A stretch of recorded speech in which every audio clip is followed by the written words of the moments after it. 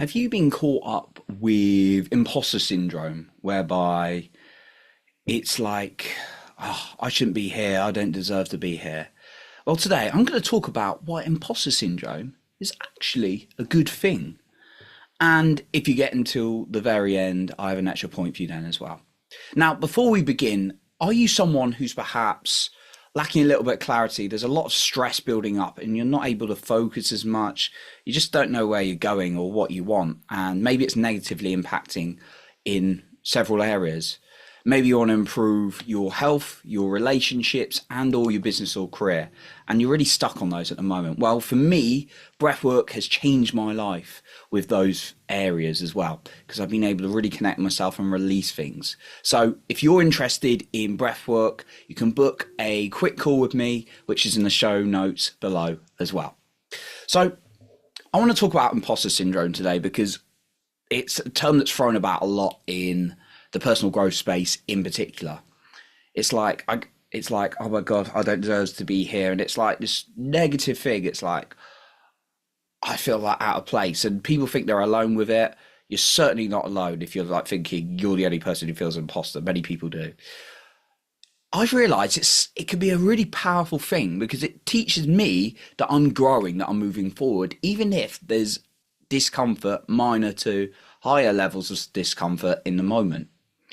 I can remember being in like my first job when I came back from university was in a school that I used to go to. So I wasn't so much an imposter there because I or felt out of place there because actually my dad worked there and I had a couple of friends and people I knew, so I didn't really feel out of place there. But when I went into the council, the local government that I started working for, I felt really out of place. I was like, they're looking at me, what am I doing here? These senior people, they're going to be thinking, who's this young kid trying to take advantage here or get a job?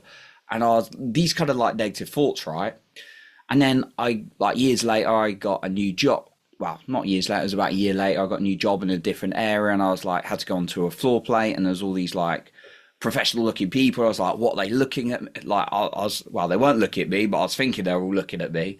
And then I'm like, oh my God, I'm out of place here. I was like sweating and stuff and like shaking inside. And then years later, I got a job in a new place and I built up my confidence a lot more then, but I still felt a little bit out of place then, a little bit of imposter syndrome. Not as bad because I'd worked on my confidence over the years, like I said, though. And then I can even remember going to Toastmasters, which is a public speaking place you can practice. And like, oh my God, I got to stand up and speak. And that really boosted my confidence, by the way, in public speaking. And the thing is, people see me like speak now and I do it comfortably. And people are just like, oh, you're natural. There's no such thing as natural gifted public speak. That's rubbish, right? It's practice. It's a muscle. Everyone's scared of doing it and everyone has like different levels, right? Now, people like in makeup, they got like this kind of fear that's holding them back. And I just don't believe it because that was me. And I had that story and I kept taking action moving through it. It was a good thing though, because it showed I was growing. And it may not be public speaking. It may be something else for you. Maybe it's having that difficult conversation with someone. Maybe it's taking charge of something. You're always going to have fears and these worries and maybe this feeling of imposter syndrome when you move forward. It's growth, I've realized. And how's it helping you by being like, well, I can't move forward because I feel like an imposter? Well, it's probably not going to feel very empowered. Imagine you get to the end of your life and you're like, well, I didn't do anything because I felt like an imposter and therefore I was the only person who feels like an imposter, so I didn't move forward. Now, I may be sounding a bit harsh and direct here, but it's like I'm talking to my younger self who just needed to take more action. And thank goodness he did, right? Because I built up this confidence. This is one of my pet peeves when people look at people who are so confident on stage and all these things and go like, well, they just got it. No, they just face their fears and move through imposter syndromes. People think they're special because they've got some kind of imposter syndrome or fear. No, that's just holding you back. That's holding you story. So we're going to talk through some practical points now that I found has really, really helped. And again, I'm saying this out of love because I really do want you to move forward. And it may be you, may not be, maybe someone you need to help. I want to talk about why imposter syndrome is a good thing and what you can actually do to move through it. All right. The first thing is build your identity daily.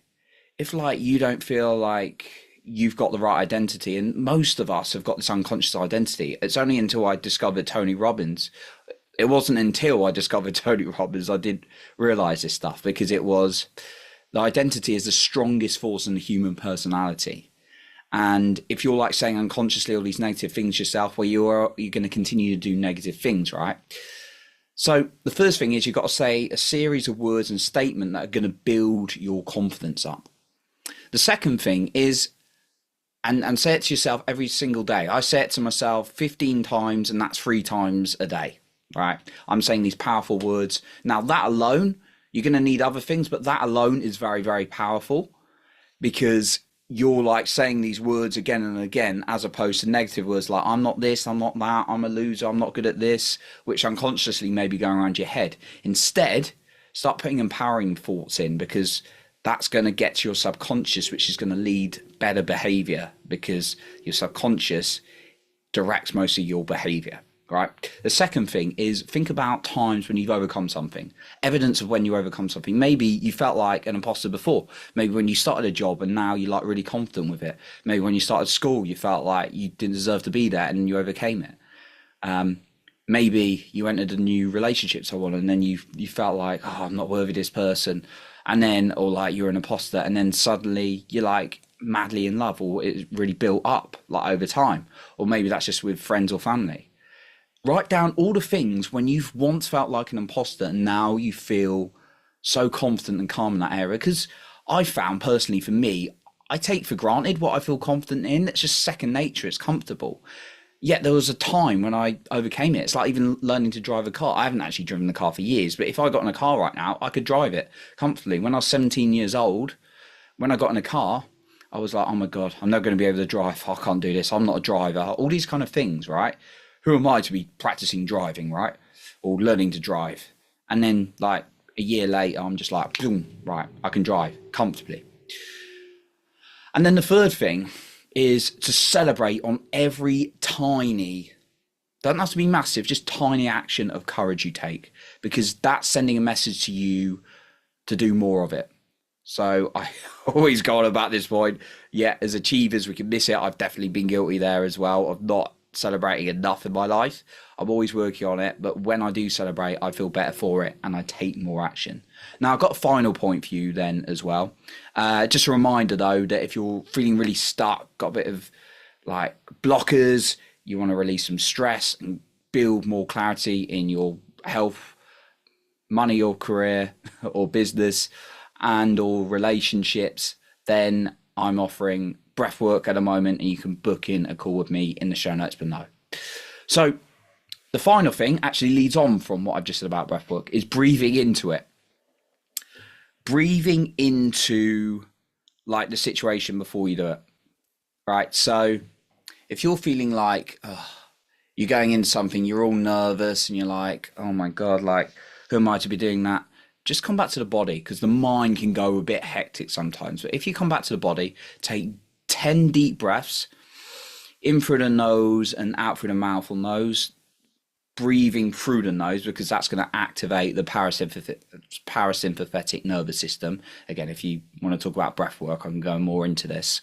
But the parasympathetic nervous system is is the part of us that keeps us calm and regulated. So if you're like feeling like an imposter, you're stressed, you're going to be in the sympathetic nervous system. So coming back into the parasympathetic nervous system, there's a part of it that's going to keep you more regulated. So taking 10 deep breaths and learning about breath work, if you want, there's an opportunity for you to do so.